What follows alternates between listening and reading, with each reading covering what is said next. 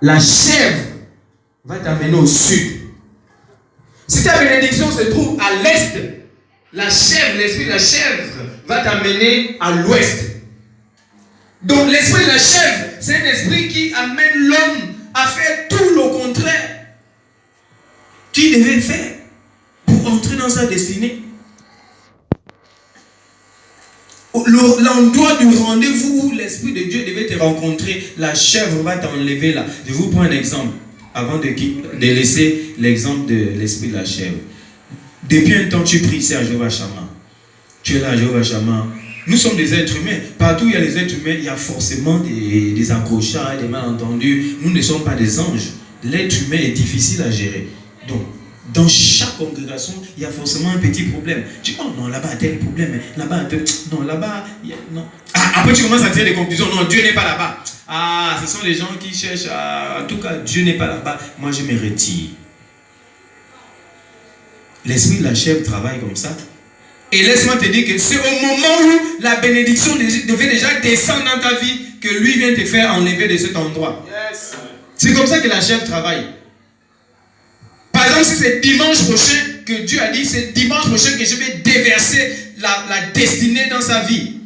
La puissance de la destinée dans sa vie, ou bien les richesses dans sa vie, la chèvre va te dire, oh, on ne part pas dimanche. C'est l'esprit de la chèvre qui fait ça. Pour que tu rates la bénédiction. L'esprit de la chèvre te fait faire tout le contraire. Et le dimanche où tu devais recevoir, tu as manqué, tu ne viens plus, tu as abandonné, allez, c'est fini, tu as raté. Alléluia. Alléluia. Que Dieu détruise tout esprit de chèvre dans la vie de tout un chèvre. Il y a encore un autre esprit. Ça fait déjà combien d'esprits qu'on a cité? 2. Le troisième esprit, c'est l'esprit de l'oiseau. L'esprit de l'oiseau, c'est le troisième esprit qui t'empêche de devenir la véritable personne que tu devais être. Pourquoi l'esprit de l'oiseau? L'esprit de l'oiseau, c'est un esprit. En fait, ça respecte tous les principes. L'esprit de l'oiseau, on te dit, fais comme ça. Il fait. Fais comme ça, la personne fait. Fais comme ça, fais comme ça, fais comme ça. Hein? Oui, mais ne fais pas comme ça. La personne fait. Est-ce que vous suivez? La personne obéit. La personne qui a l'esprit de l'oiseau dans sa vie, pour l'empêcher d'entrer dans la destinée, la personne obéit bien. Fais comme ça, la personne obéit. Sauf que, quand il s'agit maintenant de sa liberté, la personne dit, je suis prêt à tout donner, sauf la liberté. Ma liberté, jamais. C'est pourquoi on symbolise ça par l'oiseau, parce que l'oiseau s'envole là où il veut, il part là où il veut. C'est-à-dire, il décide d'aller là où il veut, de faire ce qu'il veut. C'est l'esprit de l'oiseau. En tout cas, ce n'est pas toi qui me dictes ce que j'ai à faire.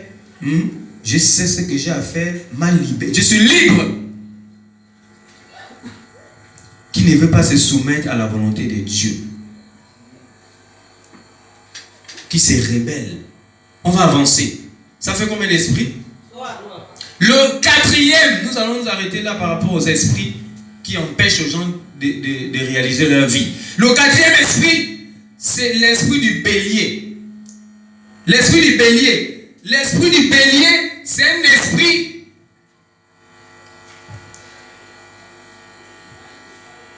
esprit qui se croit meilleur, qui se croit supérieur, et un esprit qui n'aime pas se faire remplacer. L'esprit qui n'aime pas qu'on le remplace. C'est-à-dire que tu as manqué le boulot, on dit non, ton collègue t'a remplacé au boulot, ça t'énerve. Ah bon, oui. Oh, tu n'étais pas là, mais on a fait telle affaire à ta place. La personne se fâche. Si vous distinguez des gens comme ça, il faut prier pour eux, parce que c'est un esprit qui fait ça. C'est le bélier. Le bélier, c'est ça. Il ne veut pas. Ah, on sait que telle maman, elle a l'habitude de préparer ici quand elle est repas. Et c'est très bon. Si la maman là te dose la salade, oh là là, la renommée est comme ça dans la paroisse. Vous suivez? Et puis un jour, la maman n'est pas là. Allez le charger, dit non, repas communautaire. Il y a une autre soeur ou bien une maman qui tape une salade et tout le monde, oh mais la maman là aussi. Et puis le témoignage, la salade qu'on a mangée la dernière fois. Quand toi tu entends ça, le cœur devient noir, tu es fâché. C'est le bélier. Alléluia.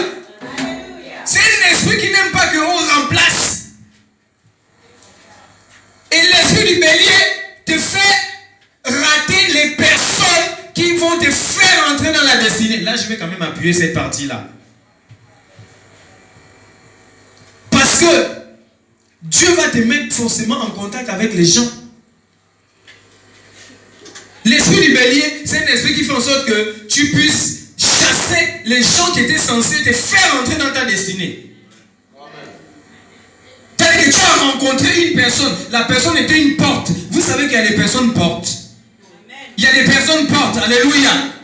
C'est-à-dire que si tu rencontres cette personne, ta vie ne sera plus jamais la même. Cette personne est une porte pour toi. Tu vas passer par elle pour entrer dans tes promesses. Tu vas passer par elle pour rentrer dans ta destinée. Mais l'esprit du bélier, c'est un esprit qui te fait chasser les gens qui étaient censés t'aider pour que tu rentres.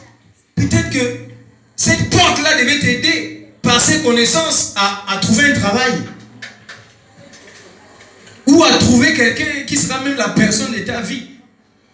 Ou à te donner des conseils comme on ne t'a jamais donné de ta vie. La personne te dit fais comme ça, fais comme ça, fais comme ça. Et quand tu appliques, boum, ta vie change. Tu n'es plus la même. Oh, tout le monde dit, oh, elle a percé, oh, il a percé, oh, il a changé, oh. Ah, la personne, tout le monde riait, on se moquait dans le quartier, la personne a changé. Le bélier chasse. Le bélier chasse les personnes qui étaient censées l'aider pour qu'elle devienne qui elle doit être. Il y a un esprit qui te dit chasse, non, on n'y parle plus, ne le fréquente plus, non, ne la fréquente plus. Oh. Le bélier est comme ça, pour que tu demeures toujours attaché au même endroit. Alléluia.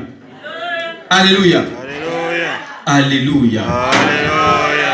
Alors le deuxième point du message de ce soir, le deuxième point c'est la victoire dans le combat spirituel.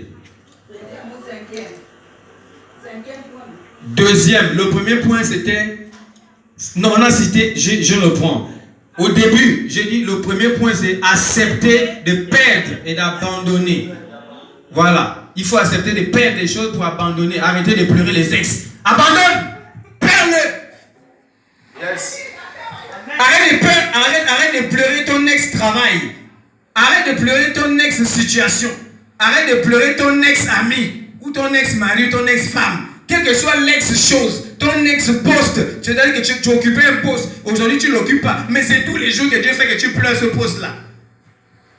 Quand tu vas arrêter de pleurer, c'est là où tu vas t'élever. Ça, c'était le premier point. Après, on a cité 4 esprits qui font en sorte que la personne n'entre pas dans la destinée. Le bœuf, ok, l'oiseau,